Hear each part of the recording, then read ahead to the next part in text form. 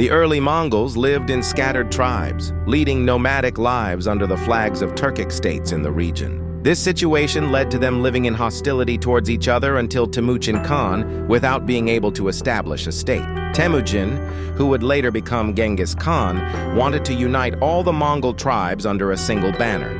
This process involved many hardships, battles, and injuries. This man, who lost his father at a very young age, was abandoned to die by his tribe along with his mother and siblings. He was humiliated, exiled, enslaved, and starved. Perhaps he is the most magnificent example of human resilience and determination. A Mongolian proverb says, "Never underestimate a tiger cub, for when it grows, it may become a fierce and powerful dragon." By 1206, Genghis Khan had united the Tajuts, Kharids, Naimans, Dzungars, Tatars, and all Mongol tribes under a single banner. Because his own people were illiterate, he also brought the Uyghurs under this banner and made efforts to teach literacy to Mongol youth.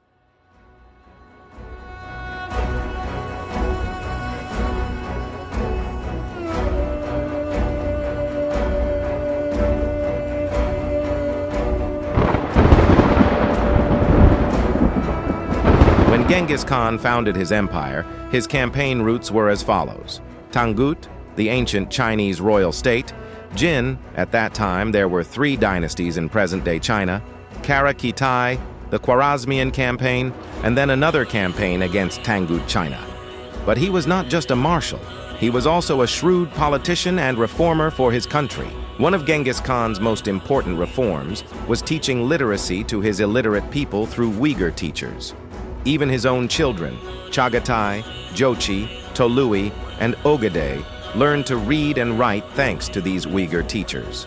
Education, religious freedom, military decimal system, military organization, YAM, postal and communication organization, merit system, security of silk and fur trade routes.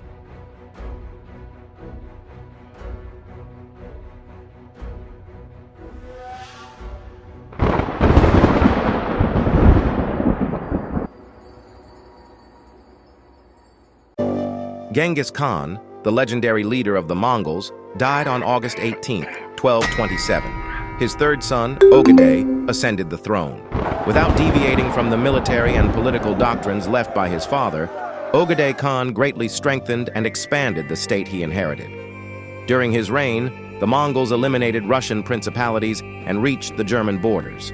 The Mongols had become a dangerous force, bringing plunder, destruction, and tyranny wherever they went. The Pope expressed the catastrophic scale of the danger with these words: "A tribe came from the arid and desolate lands of Central Asia and utterly destroyed the Hungarian army, known for its invincibility, on the plains of Mohi. The Germans, not daring to fight these demons, hid in their fortresses. Those we face are the soldiers of the Antichrist, who will not perish until the great Jesus descends to earth." Ogadai's death was the first major blow to the unity of the Mongols. He died on December 11, 1241. His death meant the liberation of Europe and even Vienna. After this, the state began to disintegrate, and civil wars broke out. Around 1260, the state was officially divided into dynasties. Even amidst their divisions, they were still able to spread their influence into their surroundings using military and political tactics inherited from Genghis Khan. On the one hand, the energy they were expending on internal conflicts would cost them dearly in foreign policy and wars. The Mongols were fragmented internally, but they still possessed a powerful and disciplined army. However, the disaster awaiting them was immense. Tolui Bahadur was Genghis Khan's youngest son. While his heir, Hulagu Khan, was on the throne of the Ilkhanate, a plan for a campaign against Hulagu came from the Great Khanate. According to shamanistic nomadic societies, the Khanate located in the east was always the real power. At that time, Mongol Khan was the head of the Great Khanate. Mongol Khan emphasized that the Ilkhanid armies had to conquer Egypt along the planned campaign route, and that his grandfather Genghis Khan's dream of world domination should be realized as soon as possible. Then steel was forged, swords were sharpened, spurs were fitted to the horses, and Hulagu Khan set out on his journey. On February 10, 1258, Hulagu Khan arrived in Baghdad. The city was completely burned down, and all its inhabitants were killed. We'll skip over Baghdad here, as that's a topic for another video. After Baghdad, Hulagu Khan turned his attention to Syria. At that time, Syria, particularly the city of Damascus, belonged to the Ayyubid dynasty but was controlled by the Mamluks. Having received a threatening message from Hulagu, the governor of Damascus, Nasser Yusuf, commissioned the historian Ibn al-Adim to request urgent assistance from the Mamluks. At a meeting held among the Mamluks, Sultan Mansur Ali was deposed due to his young age, and Seyfeddin Qutuz was placed on the throne in his place. At that time, Hulagu Khan conquered, burned, and plundered Syria from end to end. However, it seems God had mercy on the Mamluks because suddenly news arrived from the great Khanate. Mongol Khan had died. Hulagu Khan immediately handed over command of her armies in Syria to General Ketboa and set off for Karakorum to oversee the election of the new Khagan. Upon receiving news of Mongol Khan's death, the Mamluk general staff immediately decided to enter the war. Sultan Qutuz immediately placed a group of warriors under the command of General Baybars. These warriors were vanguard units tasked with neutralizing any future threats to the main army. General Baybars immediately headed towards the Gaza Strip after receiving orders from Sultan Qutuz. Meanwhile, Qutuz slowly began to move behind Baybars. General Baybars destroyed the Mongol rear guard waiting in the Gaza Strip. Meanwhile, according to Mongol intelligence, Baybars was in the Gaza Strip with a small army. General Ketboga, without delay, set out south with a small Mongol army entrusted to him by Hulagu Khan. Ketboga intended to ambush and destroy Baybars and his forces in the open. However, Baybars, trained in military discipline from a young age, was an extremely intuitive strategist. According to Mongol warfare doctrine, open terrain was an invaluable advantage. The Mongol army, with its lightly armored and skilled archers, possessed high maneuverability in open spaces. Furthermore, since the Spoon warriors, heavily armored, highly disciplined Mongol units, had gone to Karakorum with Hulagu Khan to attend Mongol Khan's funeral, Ketboga, with his limited forces, decided to trap the Mamluk army as quickly as possible in the open plains and retreat eastward towards the shores of Lake Tiberias. One of Ketboga's ideas was that Hulagu Khan's departure from command of the army should be seen as an opportunity for the Mamluk armies to advance along the coast towards Acre and Damascus. If this assumption proved correct, the Mamluks, forced to pass through Acre, which was in Christian hands, could be attacked and suffer losses by Christian crusaders. This could indirectly lead the Christians to side with the Mongols against their true enemies, the Muslims. However, the opposite would happen. The Christians truly pursued a cunning policy. They knew very well that after the Muslims, it would be their turn. Indeed, they had already received many threatening and provocative letters from the Mongols. They had refused their demands to surrender the city of Acre. They were aware of the days-long looting, massacres, and barbarities the Mongols committed in the cities they captured. This led the Christians to side with the Muslims until the Mongol threat was eliminated. The Christians allowed the Mamluks to rest in Acre for a few days and refine their strategy, and promised to supply the Mamluk armies with materials and equipment until the Mongol threat was gone. Thus, General Baybars secured the supply routes. Ketboga, lying in ambush along the Sea of Galilee line, intended to ambush and defeat Baybars in the wide plains. However, Baybars suddenly changed direction and advanced towards the Ain Jalut Valley.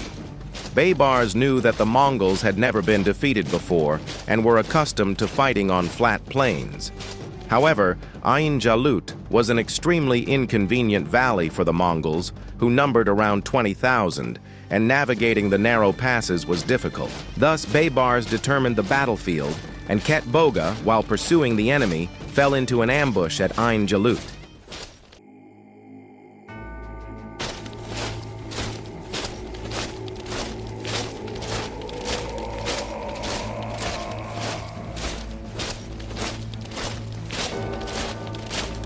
Finally, the moment had arrived. The Mamluks, with all their courage and fury, were eager to confront the Mongols. General Ketboga realized he had fallen into a trap. The valley was extremely narrow and disadvantageous for the Mongols. Finally, Sultan Qutuz was able to join Baybars. The forest in the region was ideal for the main Mamluk army under Kutuz's command to hide and attack when ordered. The main army, hidden in the forest, was ordered to attack when the enemy had retreated further inland. This would narrow their range of movement and completely trap the Mongols. The Mamluk army launched its attack before sunrise. Ketboata launched a counterattack. Baybar's vanguard gave the Mongols the impression that the Mamluks were outnumbered. Therefore, the entire Mongol army attacked the Mamluk vanguard, which numbered no more than 2,000, with all its might. General Baybars immediately ordered the army to retreat. This way, the Mongols would think the Mamluks were afraid and fleeing. Upon receiving the order, the Mamluk vanguard immediately began to withdraw. General Ketboga, emboldened by the Mamluk retreat, advanced his army and himself descended into the battlefield to fight alongside them. And now the real battle had begun. The main army under Sultan Kutuz, hidden in the forest, had begun raining arrows on the Mongol troops. The plan had worked. With their mobility severely restricted, the Mongols found themselves in a difficult situation. There were no open plains or flatlands, only a narrow valley pass, and this would be hell for them. The main armies, hidden in the forest under the command of Seyfeddin Kutuz, had their turn. An order for a full-scale attack was given. Filled with all their hatred and anger against this barbaric society that had ravaged the Islamic, Christian, and Buddhist worlds for years, trampling on human dignity and honor, the Mamluks launched an attack, leaving the Mongols caught between two fires. For the Mongols, defeat was now certain. Ketboga was fighting shoulder to shoulder with his army when he was shot and killed by a Mamluk soldier. Shaken by Ketboga's death, the Mongols began to flee the battlefield. The proud army, which had not tasted defeat for years and had brought blood and cruelty wherever it went, felt the pain of defeat and helplessness for the first time.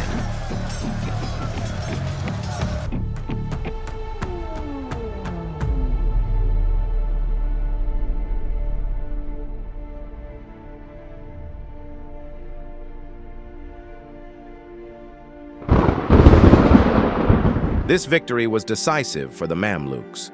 After the battle, Sultan Kutuz and Commander Baybars walked side by side across the battlefield, which was littered with corpses.